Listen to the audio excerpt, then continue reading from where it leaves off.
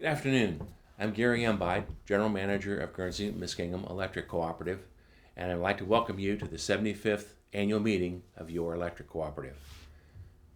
Last year, I celebrated the 75th anniversary of the Rural Electrification Act by going to Uganda and assist them in their rural electrification efforts. The comparisons between Uganda today and our rural electric history 75 years ago are quite shocking. The similarities are stark and real. There's a big job ahead in Uganda to electrify the countryside, just like there was a big job 75 years ago to electrify our part of southeastern Ohio. We thought you might enjoy sitting back for a little bit and reminiscing about what it was like when the lights came on, and with that in mind, we've put together this video for your enjoyment. So sit back, relax, and think about what it was like when the lights came on.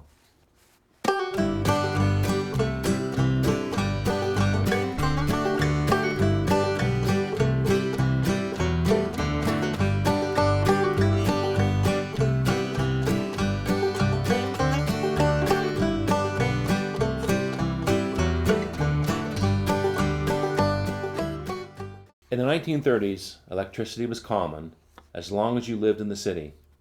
90% of city folks had lights, while the countryside was still dark.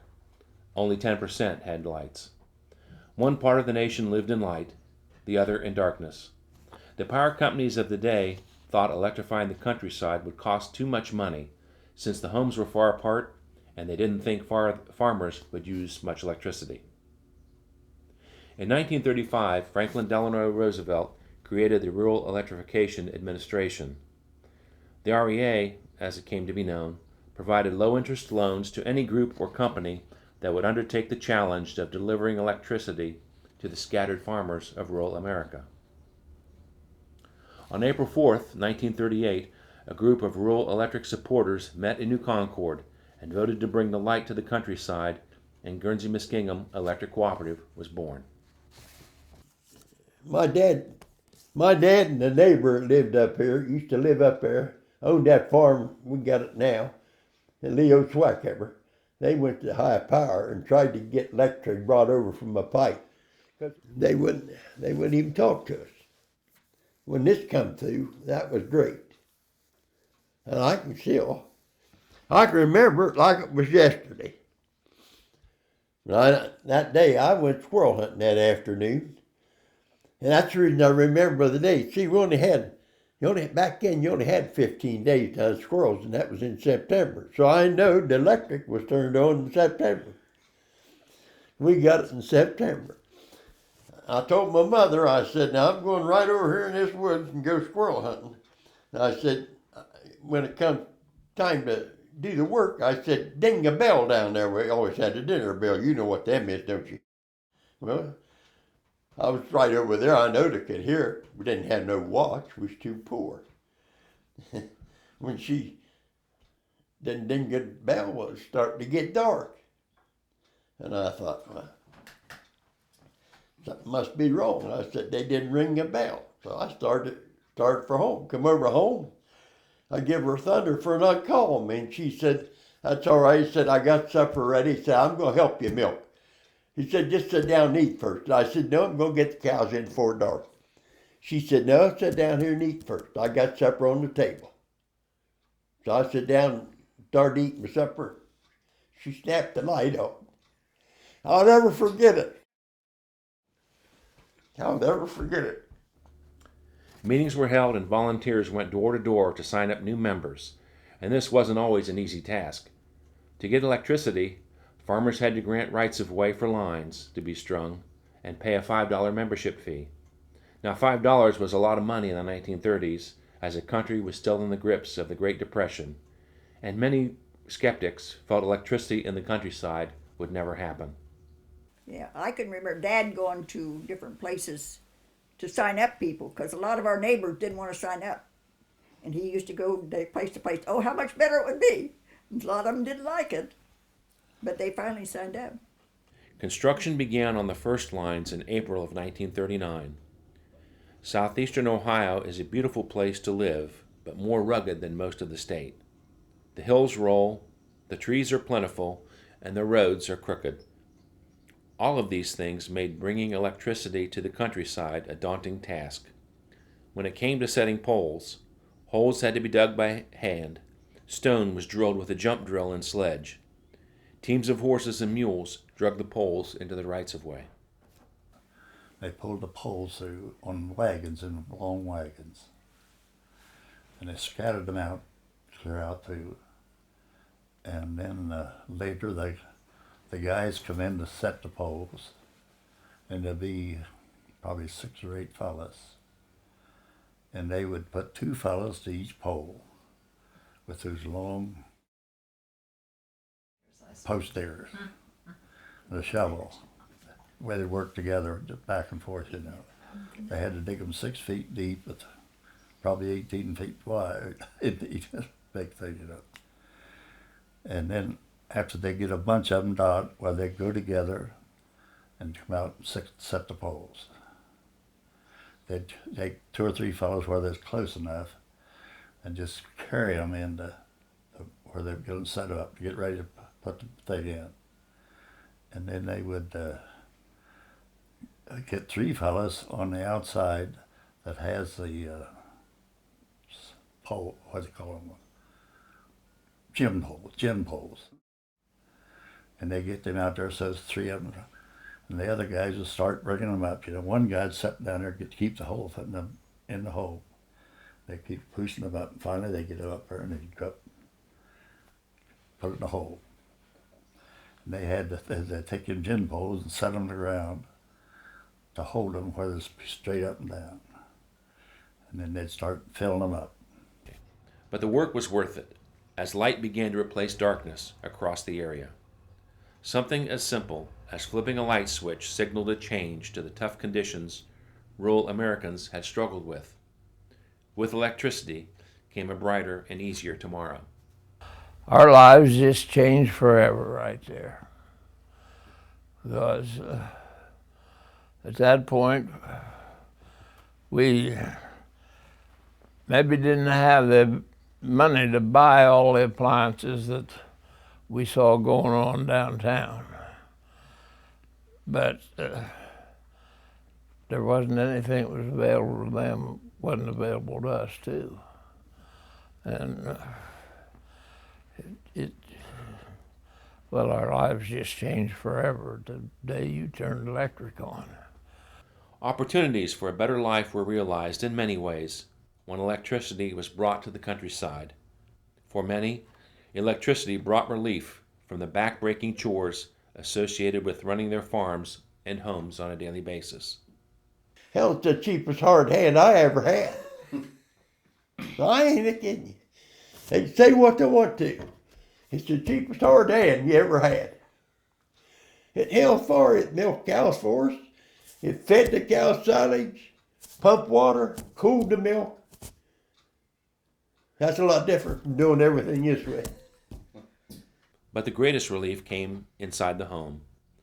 Often romanticized as the good old days, they were anything but that for the people living without electricity.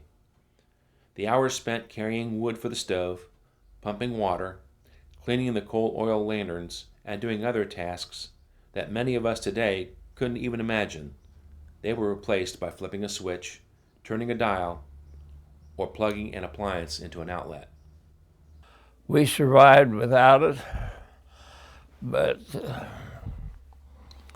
I don't have a lot of pleasant memories of doing things the way we had to do them because we didn't have any electricity. I have trouble looking back and talking about the good old days. When I think how much it helped my mother and my sister inside, I don't think I had enough appreciation for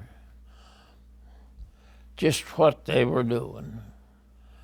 I mean, there was an awful lot of work that they did that before they had electricity it was just slave work. There just wasn't any, there was no easy way to do it at all. When I look back, I didn't have quite enough appreciation for what I thought outside I knew everything that we were doing the hard way. When it came to the kitchen, I didn't recognize quite what my mother and sister were going through, because there's so many things that wasn't any easy way to do them, and which I have no. You won't ever hear me talking about the good old days. Country life changed forever right there that day. While electricity helped make life easier, it also provided us with entertainment and brought the outside world into our homes. In many homes, a refrigerator often was the first appliance purchased, but a radio wasn't far behind. Margaret Paul, a schoolgirl at the time, already had her radio when the power came on at her family's home. It's my uncle had this Sinclair filling station down here on the South River Road. People, they had anything to tell, they would gather there, and anything to sell or whatever. And my uncle found out about this radio and knew that I wanted one real bad, because I come to their house to listen to a special program. So he told my dad about it, and I had a little money bank, and I said, I'll pay for it myself if you'll get it for me. So in the mornings, my mother had turned it on. There was a program that came on each morning. It said something about getting up, and we always get up to that song on the radio then. I know my brothers liked to listen to Lone Ranger. That was their big thing.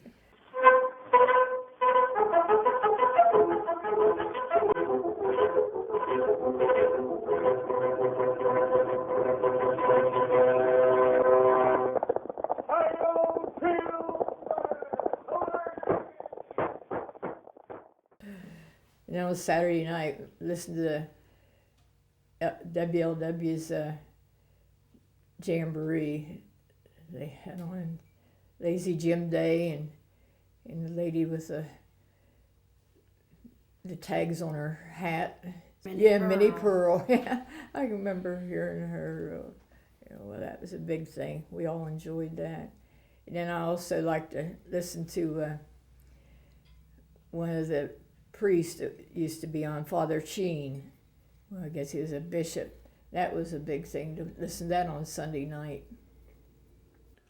World War II slowed the electrification movement, and many of our original members joined the cooperative in the late 40s. They often came into New Concord and visited our original office on Main Street, where the Huntington Bank branch now sits today. They signed up for electricity to be brought to their homes. Eager to have these opportunities that electricity presented, the new members often did some of the work necessary to speed up the process.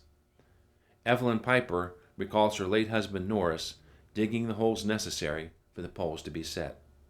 Well, we had to go out to New Concord and talk to them out there whether they would run electricity up here. It wasn't long after they had talked to them, my dad and Norris went back out to talk to them about how deep and how many and all that. And as soon as they found out that they were allowed to do it, they said we could have electricity if they put in the holes. 28th, he dug a hole and part of another one. On the 30th, he dug more. And on the second one, he came up the hill with the rest of them. And my dad helped him on these holes on this hill. And my husband was down in there. Pop held his legs down, down there by the fence. I remember seeing him. Pop was holding his legs down while he was down in there getting it deep enough. Well, we had it all wired and ready to go. And on the 2nd of November, we had electricity, 1948. During the first year of electrification, Guernsey Muskingum homes averaged about 46 kilowatt hours per month. Today, the homes average 1,200 kilowatt hours per month. Lyle McCormick, longtime general manager of Guernsey Muskingum, remembers some of the problems he and other managers had. To operate Guernsey Muskingum in the beginning, you needed to be a man of all trades. You needed to be an engineer. You needed to be a personnel manager. You needed to be a finance manager. you needed to be a lawyer. I was all of these, and none of them at the same time. In the beginning, we didn't have professional staff as employees. All the people learned the job on the job. They were dedicated people, and they could learn, and most of all, they believed in what they were doing. Early on, electric cooperatives recognized the need to work together, to share services and expertise. In 1942, Ohio banded together to create the Ohio Rural Electric Cooperative Association. Today, there are 25 cooperatives remaining banded together. In the early days, cooperatives purchased their power from various sources, like AEP, Ohio Power. In 1959, Buckeye Power became the central cooperative for generating and transmitting electricity to all of Ohio cooperative substations, including Guernsey-Muskingum's 12 substations. Today, Buckeye Power and Guernsey-Muskingum members own 100% of their own electrical power supply. Each spring brings your cooperative's annual meeting. The meeting has had 3 homes: New Concord High School, John Glenn High School, and where we are today. Since 1938, the annual meeting is where your 7-member board of directors is elected and given the task for making decisions which affect all of us and our energy future. Your cooperative has grown to serve over 16,700 meters, with over 2,800 miles of line along roads, through fields, over hills and hollows. We have 45 employees serving you in parts of 9 counties of southeastern Ohio. Yesterday's country has changed. Today, Guernsey-Muskingum continues to serve farmers, but new housing has developed. State parks have been established. Interstates now crisscross our territory, and businesses such as Avon, Wendy's, Bilko, and Halliburton have moved out to where farms were in 1938. Early challenges still remain of serving rugged, rural southeastern Ohio. New challenges have unfolded. Guernsey-Muskingum will continue to solve new challenges by working to serve all members. Our mission remains to serve for the good of Main Street and not just for the good of those on Wall Street.